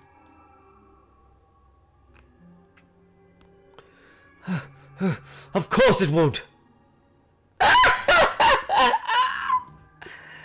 Mustering up every last bit of strength I can, I begin crawling up the stairs. The red river beats against my open wounds, stinging painfully. The simple act of lifting an arm or a leg is almost unbearably agonizing. The blood dripping from my lacerated arms mixes with the blood already soaking the tower. So this is the pain Morgana suffered? Do you despise everyone, Morgana? Did your resentment at your mother's betrayal, at the people who came seeking your blood, at the Lord who took your life, turn into a hatred for all mankind?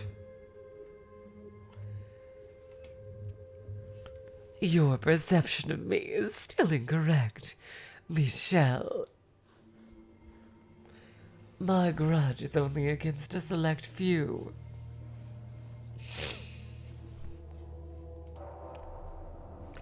Think about it, my dear. Of the thousands, millions, billions of people living on this planet, my world is comprised of but a minuscule fraction of that. Hatred for all mankind. No, what I feel is not nearly so nebulous.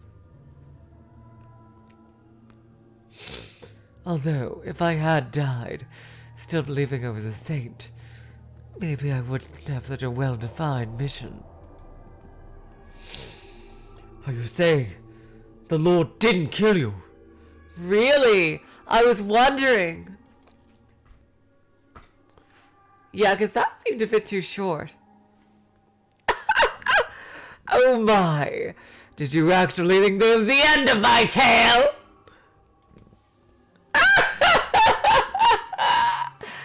Despite all your big talk, you're afraid of having to suffer through any more of that, aren't you? But you're the one who said you wouldn't give in.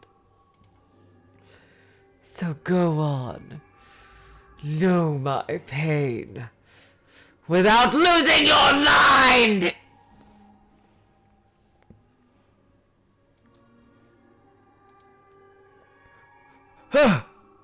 Once again, my surroundings crumble. I have no say. I have no chance to object. Before I'm dragged back to that repulsive banquet.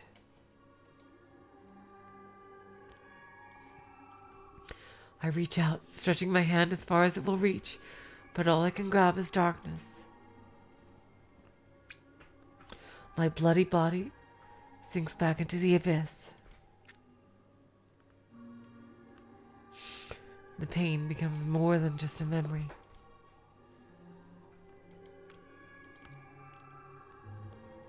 Eroding away at my consciousness.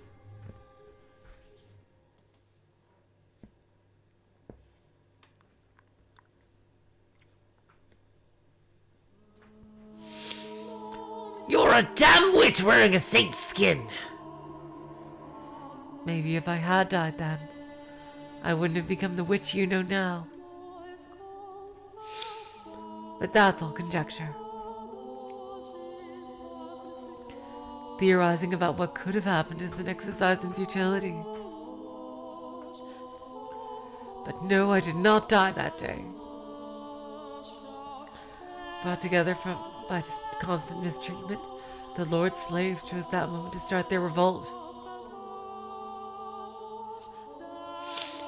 When he swung down his blade, someone bumped into him and it was knocked off its course.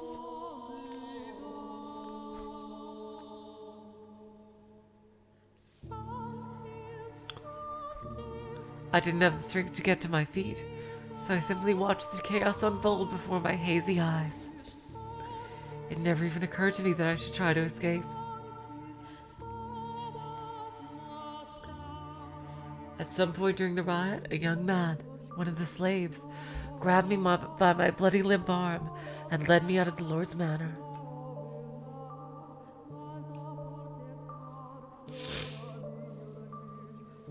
The young man brought me to a slum, a place where the people banded together in their hardship, barely scraping together enough to eat every day, let alone pay the taxes demanded of them. By the time we had arrived at a small brothel located a ways into the slum, the fog was starting to clear from my mind. I knew where we were, and feeling the gazes of those scantily clothed women, I trembled. In a sense, that was probably the most frightened I had ever been in my life, despite everything else I had been through.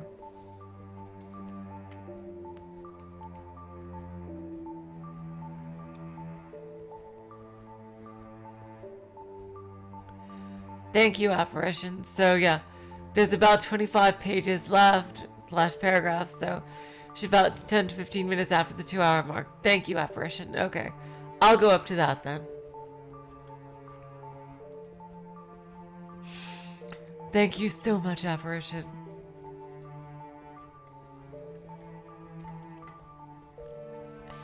In a sense, that was possibly the most frightened I had ever been in my life, despite everything else I had been through. The idea that I had fallen so far, I would have to become a prostitute, scared me to death. After all, I was a saint, and saints were supposed to retain their purity. Spreading my legs for any man who gave me enough coins would shatter my very identity. As all that was going through my mind, I probably shouted no in protest, because the slave gave me an exasperated look and told me he hadn't brought me here to become a prostitute. He said he knew someone here, someone I could trust, and that she would give me a room. I had trouble believing him, though. I couldn't trust the word of a prostitute, someone who valued money more than her own body. It was all a trap, I was sure.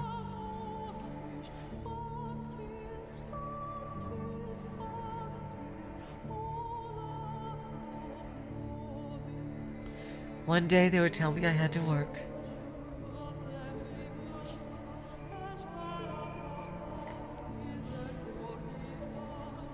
Nothing he said would convince me otherwise. Apparently, sensing my mistrust, the slave gave me an apologetic frown and handed me a mirror, saying, "Even if I did, you couldn't get any work looking like that."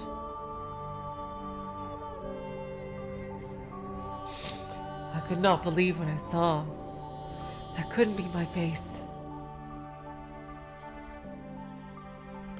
It had to be an illusion. Yeah, seriously, she was kind of slut-shaming there, but like, given what she thinks she's a saint, it's understandable that she has this very naive view of the world. It had to be an illusion. There was no way.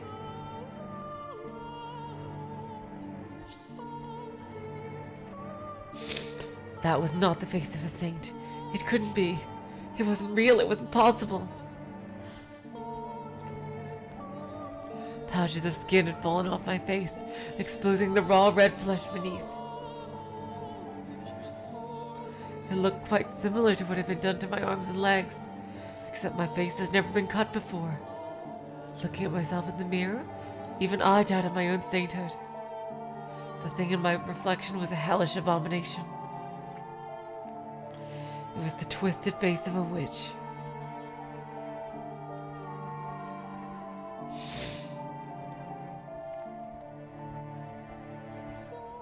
And although I was shocked by what I saw, at the same time, it answered several lingering questions.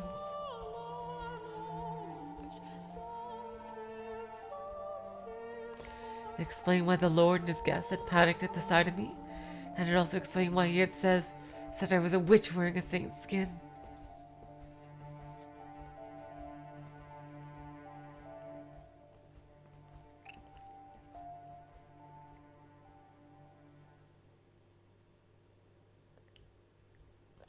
Over the course of the dozens of banquets I had participated in, my face must have mutated. Twisted into this ugly, sickening, monstrous thing.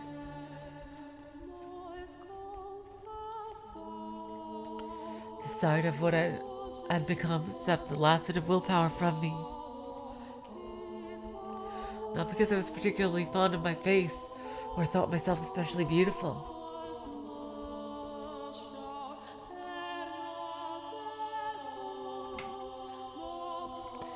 But because it crushed me to see everything saintly about my life crumble away. Test from God or otherwise, I didn't have the strength to let it left to attempt to overcome it.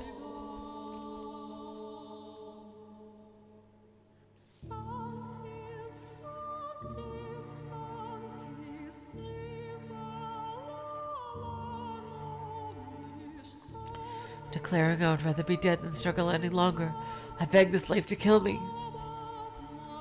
Taking one's own life was a sin, and if I did that, I would not be able to return to my father's side, and I wanted to ask him why I had been put through such tribulation.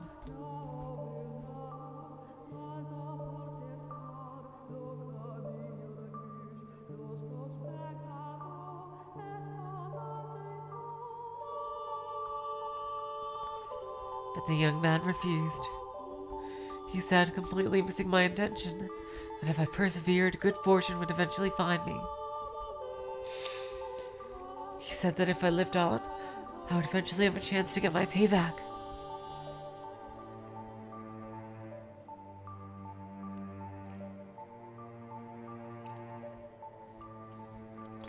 I had no such worldly concerns, though, but if no one would take my life, I had no choice but to live.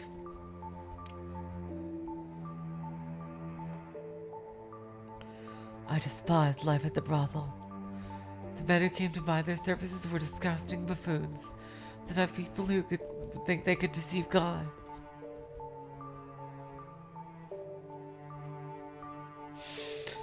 And the women falling over them were just as repulsive.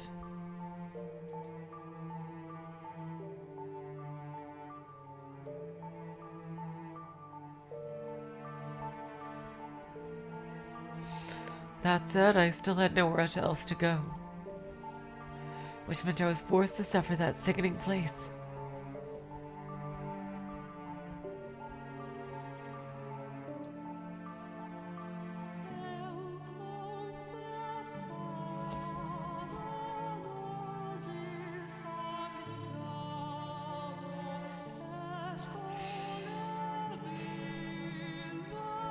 But by the time a year or so had passed,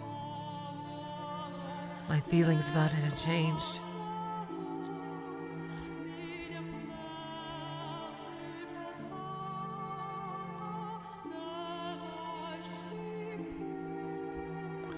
The women of the brothel took good care of me, treating me like a sister. At first it was just irritating. I was a saint, and how could a saint have prostitutes for sisters? My God, she needs to get over this saint thing. But over time I got to know them better, grew to appreciate their circumstances and hardships, despite barely having enough money to keep food on the table.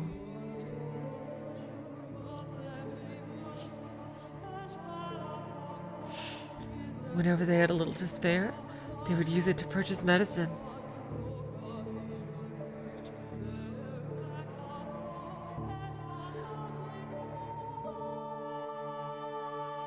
Translation drama? I'm not sure.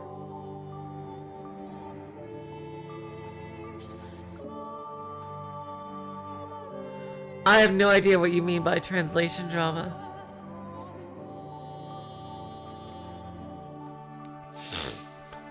Whenever they had a little to spare, they would use it to purchase medicine, ointments to apply to my arms, legs, and face.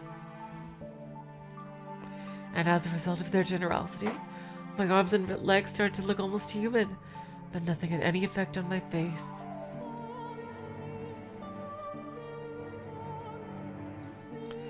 Occasionally, the slave would drop in to check on me. The other men thought me ghastly and wouldn't get anywhere near me, but he was different.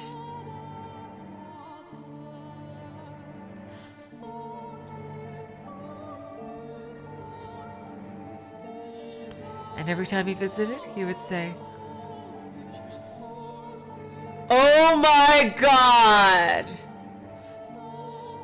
That's Jacopo! Oh my God! Oh my God!"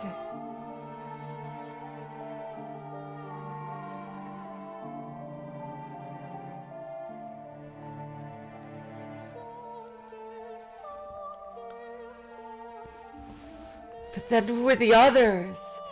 And he's helping her. He helped her. He would say, "One day I'll show you the world." And then, to tell you the truth, I was beginning to grow attached to it all. My time at the brothel was probably, all things considered, one of the brighter chapters of my life. Oh God. There I was neither a saint nor a witch, but an ordinary human girl. For the first time, I felt like my life had meaning behind my assumed divine purpose. I was even beginning to feel kind of happy. And with each passing day, my intractable worldview was gaining a little flexibility. Perhaps I could perform miracles, But that doesn't necessarily mean I had to be the daughter of God or a saint. Maybe I was just a regular person who happened to possess some unusual abilities. Ridiculous, isn't it? Despite coming to accept my humanity, I refused to let go of my miraculous powers. They were the last thing protecting what I thought of as myself. But to me at the time, it felt like a very dramatic change of heart.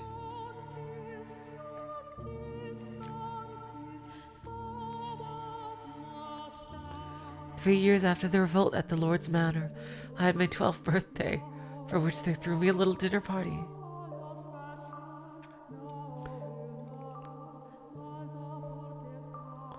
The women all pushed in to make me treats, and the young slave man was there too. I was happy.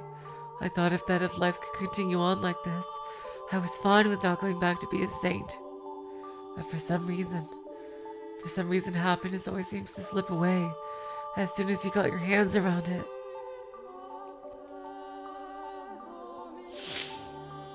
No one sincerely wants to lose it.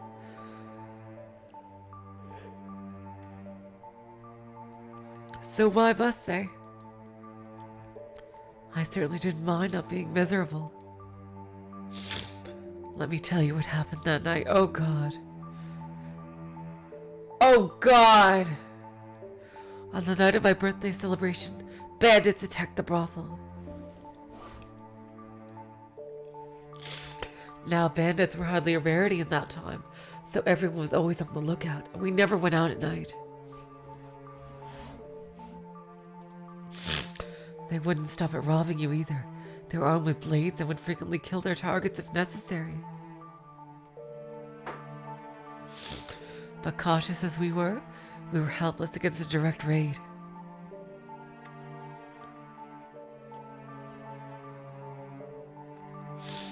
The brothel fell into a panic, screams echoing in the night. The customers were carved up and left for dead. Oh God. The women were bound and stowed away to be sold. The peaceful world shattered in an instant. And the next thing I knew, I was some slave trader's merchandise again. Oh God. Oh no. I don't know what became of the prostitutes who cared for me, or the slave who brought me to them.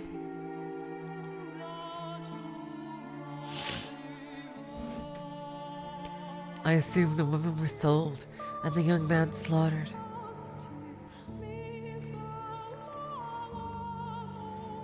But regardless, I found myself being rocked around in the back of a carriage once more.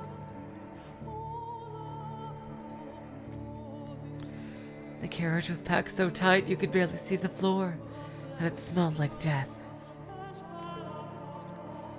Sweat, urine, feces, every foul odor imaginable, compressed into a tiny space.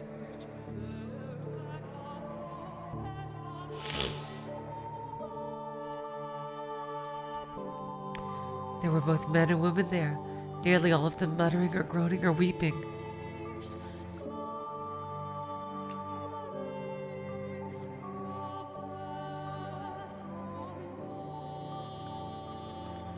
Everyone was young, ripe to be put to work.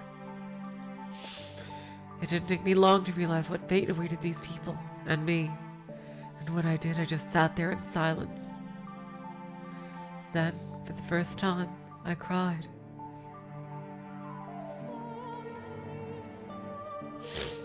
I was experiencing, I believe, a very human emotion. I was sad, hurt that I had been taken away from a place where I was happy.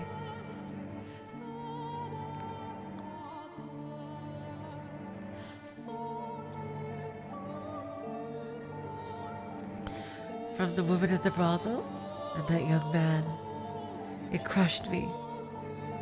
And no longer did I wonder why such a thing was happening to the holy daughter of God.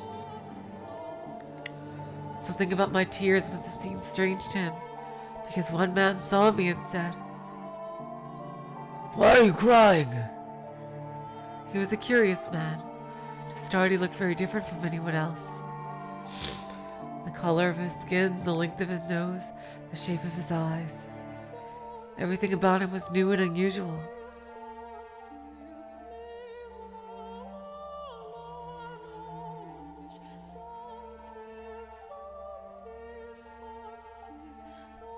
Hesitantly, I replied, "I'm sad because I didn't get the chance to show my gratitude to people very dear to me." The man fell silent, looking as though he was deep in thought. I had no idea why he had asked me that, but something about him made me uncomfortable, so I couldn't bring myself to ask, and there's the train.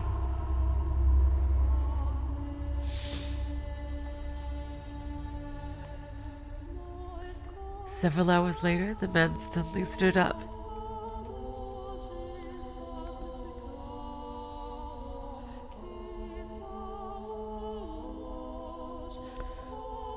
The guards had no patience for anyone stepping out of line, and they didn't look like they would hesitate to kill us either. So unsurprisingly, one at the back of the carriage drew his sword and pointed it at the man who stood up. What was surprising, though, was what happened next.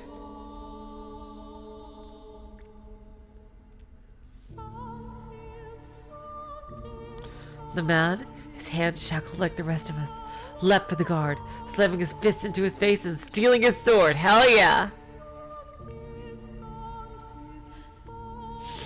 The entire carriage was in shock. The guards were too stunned to effectively react, so they were quickly cut down.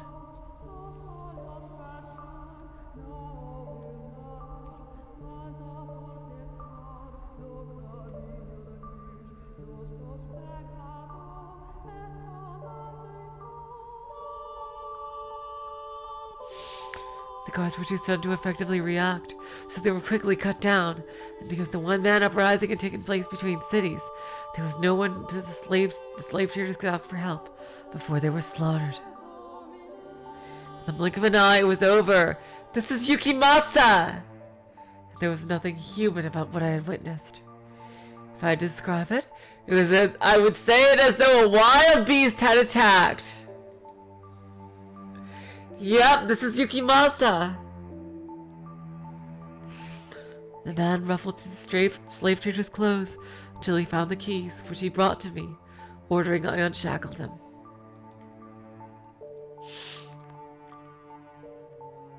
And so I did as he commanded.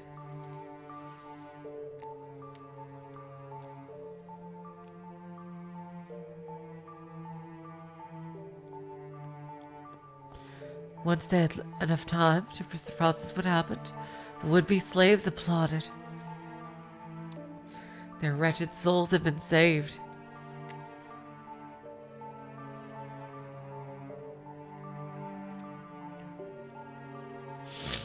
And for a moment I believed so too.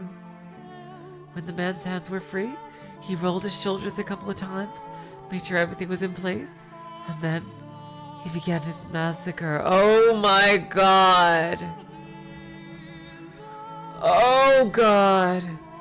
Screams of agony filled the carriage as he ran his sword through the helpless men and women packed inside it.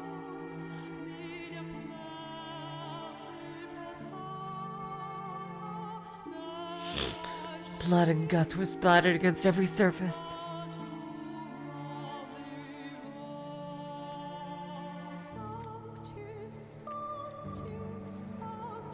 And those who tried to escape did not get far before being mercilessly skewered. It was like a scene out of a nightmare. I was frozen in place, not out of fear, but because my mind had shut down.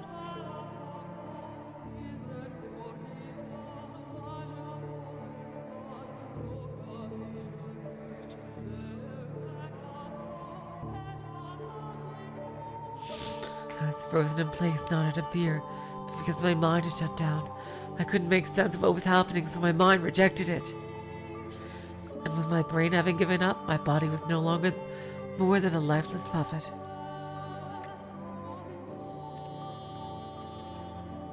In short order, All the slaves were dead, and I was sitting in a pool of blood staring at the man.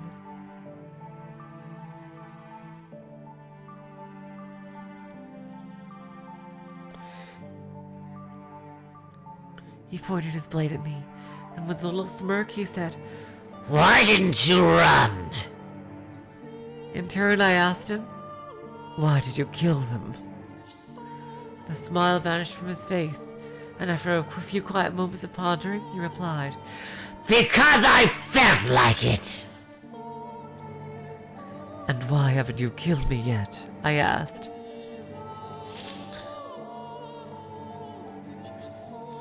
To which he gave a curt, I don't know.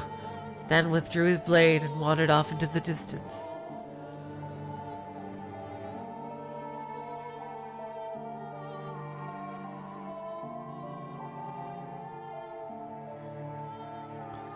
And then I was all alone, surrounded by corpses. I glanced down, and half of someone's face was looking back up at me.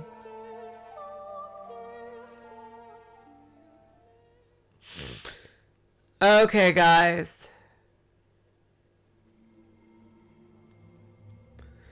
I think now is a good place to stop for today. Next time, we will continue with Morgana's story, which looks to be the most tragic of all. Oh my god, you guys. Looks like we're really heading to the climax here. This story has been incredible so far, seriously. Probably one of my favorites. I really, really like it.